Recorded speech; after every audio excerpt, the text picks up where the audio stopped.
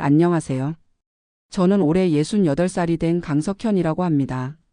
35년간 중견 전자회사에서 근무하다 3년 전에 퇴직했고 아내와 함께 시골로 귀농해 제2의 인생을 시작했던 사람입니다. 도시 생활의 복잡함을 벗어나 자연 속에서 건강하게 살고 싶었는데 뜻하지 않은 건강 문제로 큰 어려움을 겪었습니다. 오늘은 제 경험을 통해 은퇴 후 귀농 생활의 현실과 갑작스러운 건강 문제가 가져온 경제적, 심리적 타격에 대해 솔직하게 이야기해 보려고 합니다. 회사 생활을 하면서 늘 꿈꿔왔던 전원 생활이 실제로는 어떠했는지, 그리고 예상치 못한 병원비로 우리 부부의 노후 계획이 어떻게 흔들렸는지 말씀드리겠습니다. 저와 비슷한 계획을 가진 분들에게 조금이나마 도움이 되었으면 합니다. 제 이야기는 35년간의 회사 생활을 마치고 시골로 귀농하기로 결정한 순간부터 시작됩니다. 드디어 우리도 꿈에 그리던 전원 생활을 할 수 있겠네. 퇴직을 앞두고 아내와 나눈 대화가 생각납니다. 서울 근교의 아파트에서 30년 넘게 살았지만 늘 자연 속에서 사는 삶을 꿈꿔왔었거든요. 퇴직금으로 2억 3천만 원을 받았습니다. 국민연금은 월 128만 원 정도였고요. 우리 부부에게는 적지 않은 금액이었습니다. 특히 서울 생활보다 물가가 저렴한 시골에서는 여유 있게 살 수 있을 것이라 생각했죠. 그렇게 우리는 충청북도의 작은 농촌 마을로 이주했습니다. 1억 원을 들여 200평 규모의 단층 집과 텃밭이 있는 집을 구입했고 나머지 퇴직금 중 일부는 농기구와 기본 생활시설을 마련하는 데 사용했습니다. 1억 원 정도는 예금으로 남겨두었습니다. 만약의 사태에 대비하기 위해서였죠. 이렇게 준비를 마치고 귀농 생활을 시작했습니다. 처음에는 모든 것이 새롭고 즐거웠습니다. 서울의 번잡함에서 벗어나 새벽에 일어나 맑은 공기를 마시고 텃밭을 가꾸며 직접 기른 채소로 식사를 하는 생활이 행복했습니다. 이웃들도 친절했어요. 도시에서 온 귀농인에게 농사 방법을 알려주고 지역 행사에도 초대해 주었습니다. 마을 이장님이셨던 김씨 할아버지는 특히 많은 도움을 주셨어요. 도시에서 오신 분들은 처음에 힘들지만 1년만 지나면 적응하실 거요. 모르는 것 있으면 언제든지 물어보시오. 그 말씀이 큰 위로가 되었습니다. 그러나 도시 생활과는 너무나 다른 환경에 적응하는 것이 생각보다 쉽지 않았습니다. 특히 겨울은 정말 힘들었어요.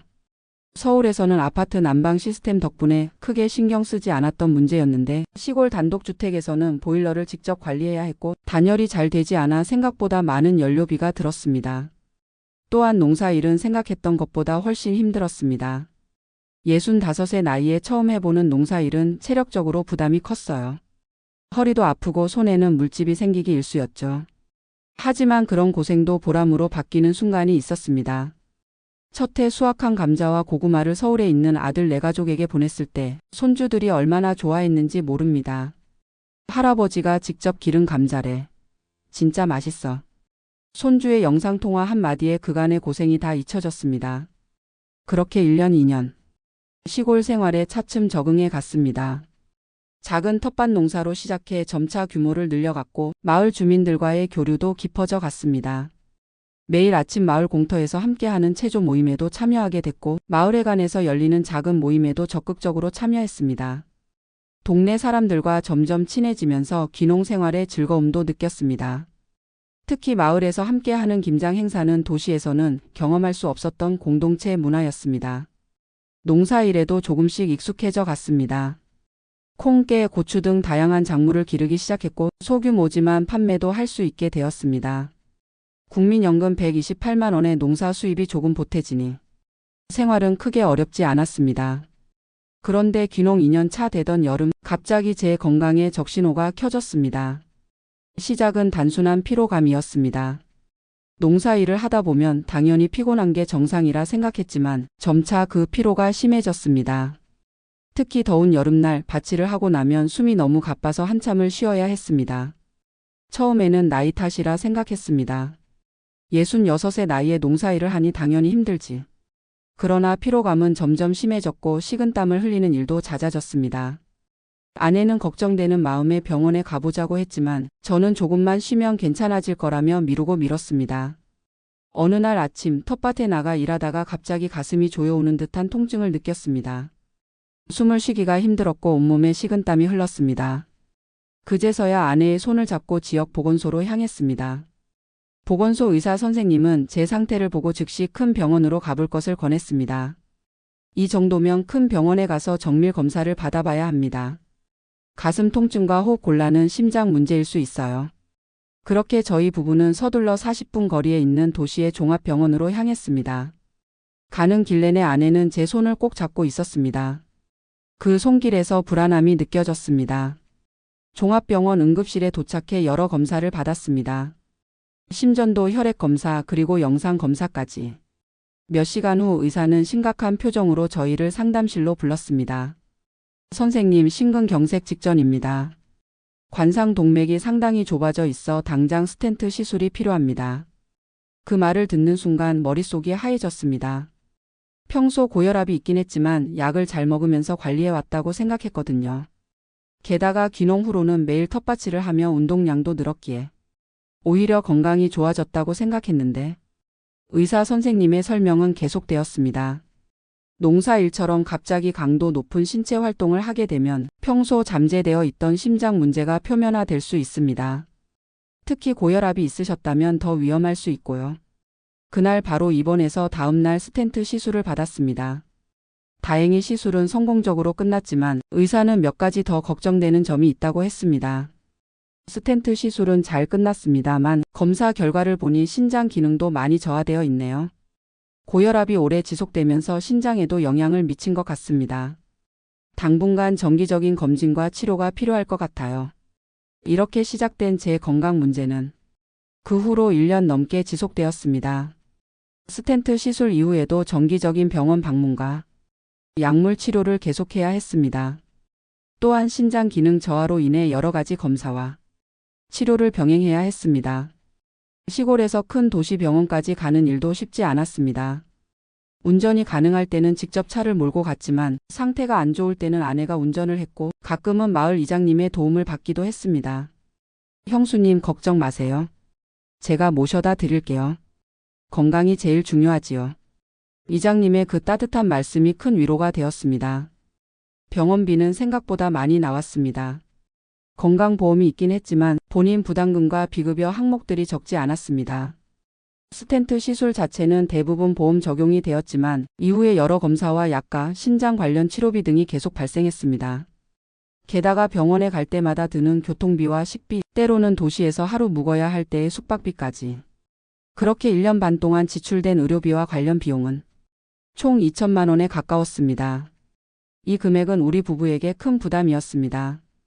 예비용으로 남겨둔 1억 원의 예금에서 계속 빠져나가는 돈을 보며 불안감이 커졌습니다. 원래 그 돈은 앞으로의 노후와 만일의 사태를 대비해 절대 손대지 않으려 했던 돈이었으니까요. 무엇보다 마음이 아팠던 것은 아내의 걱정스러운 표정이었습니다. 당신 괜찮아? 오늘은 좀 얼굴색이 안 좋네. 매일 아침 저를 살피는 아내의 눈빛에서 불안과 걱정이 느껴졌습니다. 농사일도 예전처럼 할 수 없게 되었습니다. 의사 선생님은 과도한 육체 노동을 피하라고 했고 특히 더운 날씨에는 밖에서 일하는 것을 자제하라고 했습니다. 결국 텃밭 규모를 대폭 줄이고 꼭 필요한 작물만 최소한으로 기르게 되었습니다. 농사 수입이 줄어들자 경제적 부담은 더욱 커졌습니다. 국민연금만으로는 생활비와 의료비를 충당하기 어려웠습니다. 그렇게 건강과 경제적 어려움으로 힘겨운 시간을 보내고 있을 때 예상치 못한 전화가 왔습니다. 서울에 있는 아들이었습니다. 아버지, 어머니, 서울로 다시 오세요. 우리 집 근처에 아파트를 알아봤어요. 전세금은 제가 보태드릴게요. 처음에는 고맙지만 부담된다며 거절했습니다. 하지만 아들은 계속해서 설득했습니다. 아버지 건강이 제일 중요해요. 여기 오시면 큰 병원도 가깝고 제가 자주 살펴볼 수 있잖아요. 손주들도 할아버지, 할머니 보고 싶대요. 고민 끝에 우리 부부는 귀농 3년 만에 다시 서울로 돌아가기로 결정했습니다.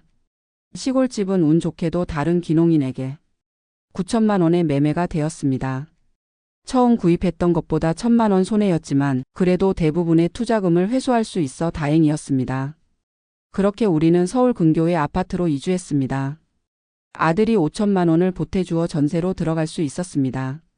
아들네 가족과 가까이 살게 되니 여러모로 좋았습니다.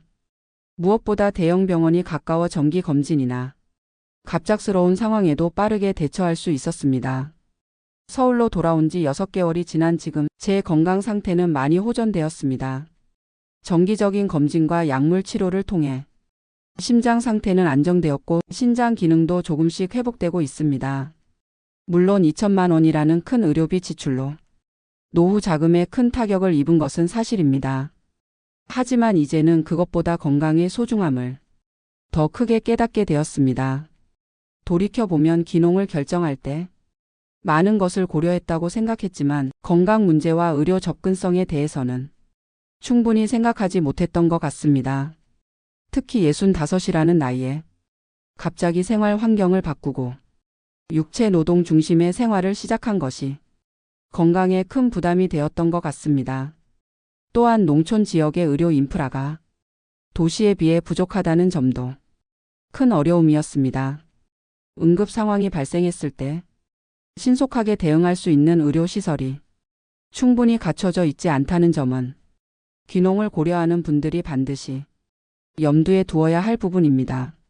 이런 경험을 통해 은퇴 후 계획에 있어 가장 중요한 것이 건강이라는 점을 절실히 깨달았습니다. 아무리 좋은 환경과 계획이 있더라도 건강을 잃으면 모든 것이 무의미해진다는 사실을요. 이제 서울에서의 새로운 생활에 적응해 가고 있습니다. 작은 베란다에 화분을 두고 상추와 고추 몇 포기를 기르며 농사에 대한 그리움을 달래고 있습니다. 가끔은 시골의 맑은 공기와 밤하늘의 별들이 그립기도 합니다. 하지만 아들네 가족과 자주 만나고 손주들과 시간을 보내는 기쁨이 큽니다. 특히 요즘은 동네 복지관에서 하는 어르신 건강 프로그램에 참여하고 있는데 같은 나이대의 사람들과 교류하는 것이 큰 즐거움이 되고 있습니다. 또한 한의원에서 침 치료를 받으며 건강 관리에도 신경 쓰고 있습니다. 아버님 무리하게 농사일 하시다가 그렇게 되신 거예요. 이제는 몸 상태에 맞게 천천히 움직이셔야 해요. 한의사 선생님의 조언을 들으며 이제는 내 몸의 신호에 좀 더 귀 기울이려고 합니다. 물론 경제적으로는 여전히 부담이 있습니다. 2천만 원의 의료비 지출로 인해 노후 자금이 줄어든 데다가 이제는 농사 수입도 없어졌기 때문입니다.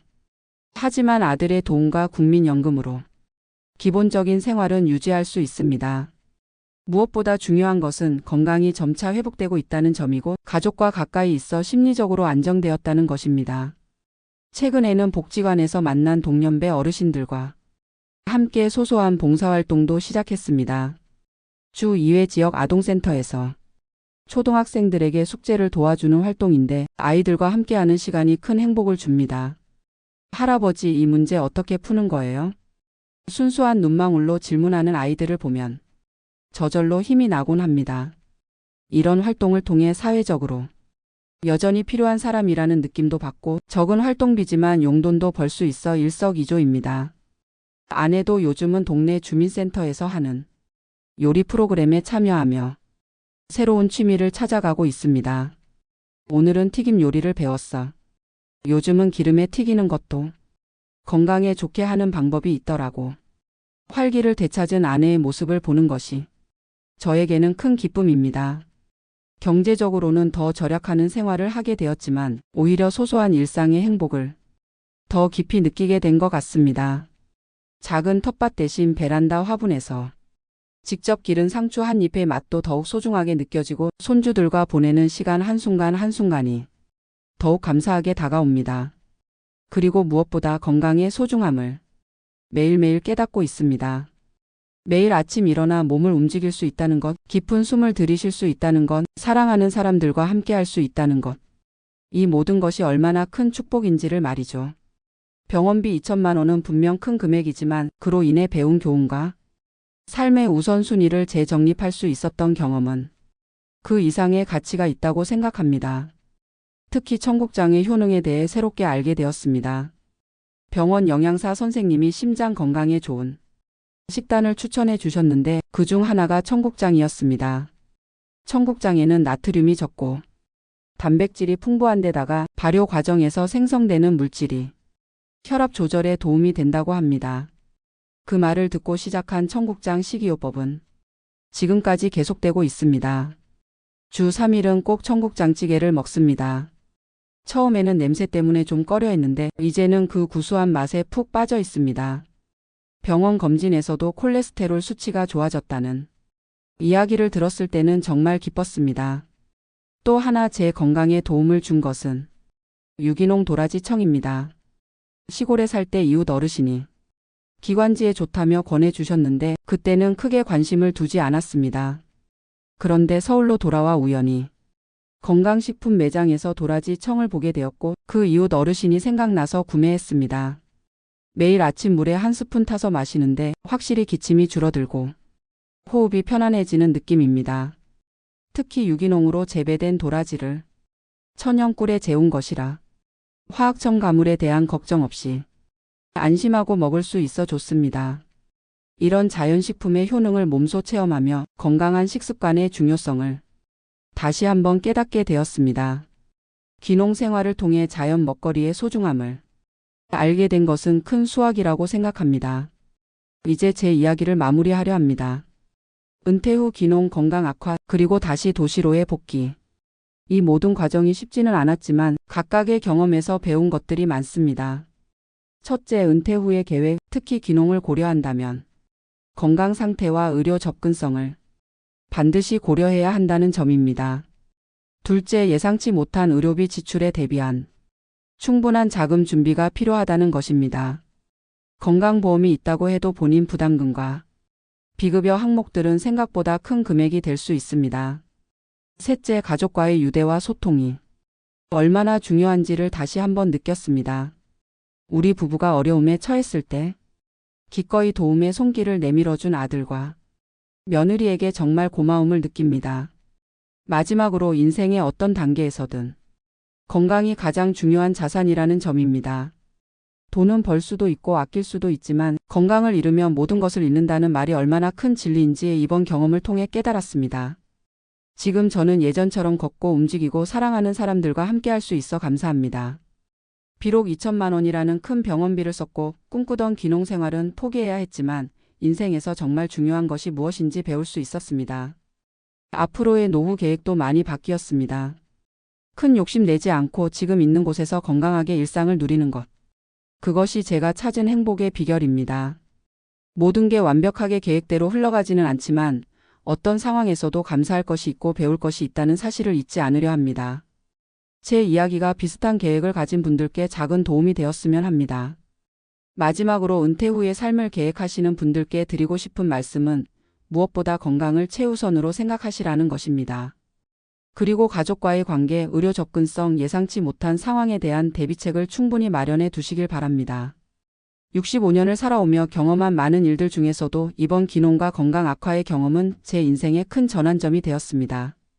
이제는 매일 아침 눈을 떠 새로운 하루를 맞이할 수 있다는 것에 감사하며 오늘도 소박하지만 행복한 하루를 시작합니다. 청국장 한 그릇에 담긴 건강과 도라지청에 담긴 정성이 제게는 이제 값비싼 보약보다 더 소중한 일상의 행복입니다. 건강하게 그리고 감사하는 마음으로 남은 인생을 살아가고 싶습니다. 감사합니다.